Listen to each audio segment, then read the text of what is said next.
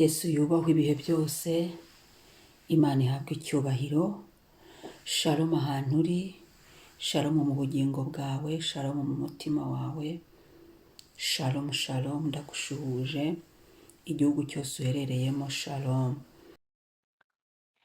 Yego, ijambo ry'Imana rero numvishije umwuka warashyize ku mutima, ni ijambo riri mu Migani 18 umurongo wa 10, handitse ngo izina ry'Uwiteka ni umunara ukomeye, umukiranutsi awuhungiramo agakomera.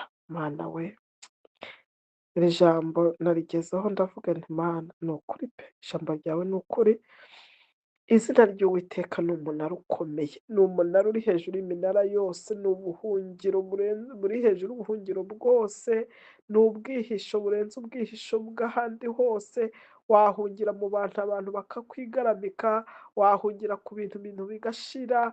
Ye baba we, umva ubuhungiro nabonyemo.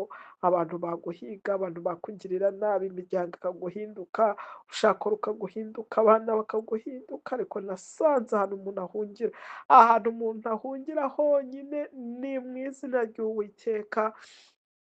ubwo nta wahungiye mu Uwiteka, niho honyine. Izina ry'Uwiteka ni umunara ukomeye, umukiranutsi awuhungiramo agakomera, awuhungiramo ugasubiramo imbaraga, uwuhungiramo ukongera ukabona ibyiringiro, uwuhungiramo ukongera ukambara imbaraga nshyashya. Izina Uwiteka wenyine wahongera uhungira, akagufata akagukomeza. Abantu bavuze ngo ntibizagenda gutya, ugahungira ku Uwiteka ukamubwira. Abantu bakuvuze, abantu warwaye, ye baba we, ibibazo by'isi byose byahagurutse mu izina ry'Uwiteka.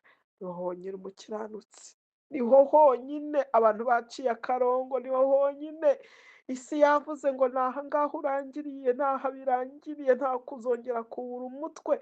Ariko guhungira mu izina ry'Uwiteka, guhungira mu izina ry'Uwiteka, navuga ngo ndabibona, njya mbibona. Abantu baguhagurukira, isi yose yaguhagurukira, abantu bakwanga, imiryango yagushiraho, ariko uhungiye mu izina ry'Uwiteka, izina riri hejuru y'amazina yose, izina ry'ububasha n'ubushobozi, niho umuntu ahungira. Ugahunga, niho uhungira. Wamara iyo ugeze mu Mana, Imana niho gutera intambwe imwe uyisanga, niko igenda ikwereka ububi bwawe, niko igenda ikwereka uwo uri we. Ribuka ijambo ry'Imana riri mu gitabo cyo Kuva, ndumva ni mu kuva ahantu Mose, ahantu igihuru, ngo Mose yararagiye umukumbi wa sebukwe Yetiro, ngo ubwo ngo yabonaga, ngo akabona ngo igihuru kiri kugurumana, ubwo yateraga intambwe ajya kureba ibiri kuba, ngo agenda atera intambwe ajya kureba ibiri kuba, uko yarushagaho kwegera, ngo ugiye kumva yumva ijwi ry'Uwiteka amubwiye ngo kwetura inkweto zawe, ngo aha ngaha aho uri ntahera, kwetura inkweto. Uko urushaho guhungira ku Uwiteka, niko Uwiteka agenda aguhishura uwo uri we, niko aguhishurira n'imigambi. Nibwo wumva ijwi ry'Imana, nibwo wumva Imana ikubwira nzakugira neza, niko ikubwira ngo mwana wanjye. Nibwo ugenda wumva.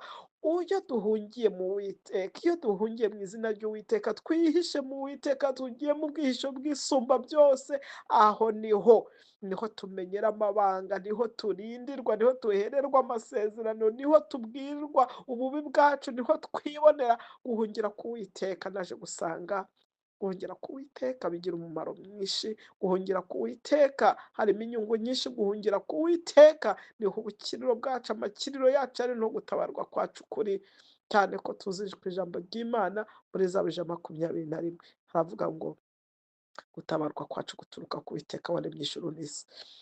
Izina ry'Uwiteka niryo ryonyine, niryo ni umunara ukomeye, umukiranutsi ahungiramo agakomera kandi agatabarwa. Amen, amen. Umuntu wahungiye ku Uwiteka niwe muntu utazicuza. Umuntu wahungiye ku Uwiteka niwe muntu utazabashwa guhungabanywa n'imiyaga iyo ari yo yose. Niwe muntu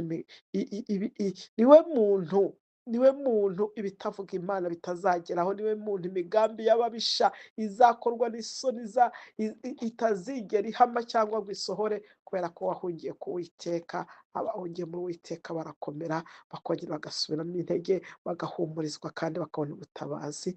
Niko navuga, natwe reka mvuge ngo umuntu utarahungira ku Uwiteka ari gukerererwa. Umuntu utarahungira ku Uwiteka, iki ni cyo gihe cyo guhungiramo. Ukamanika amaboko, ukareka ayo amajwi uri kumva, amajwi agenda gutera ubwoba. Hungira ku Uwiteka ibindi byose. Urugamba si urwawe, ni Yesu uruyoboye, kandi tuzanesha. Yesu uri muri twebwe arakomeye cyane kurenza uri mu isi.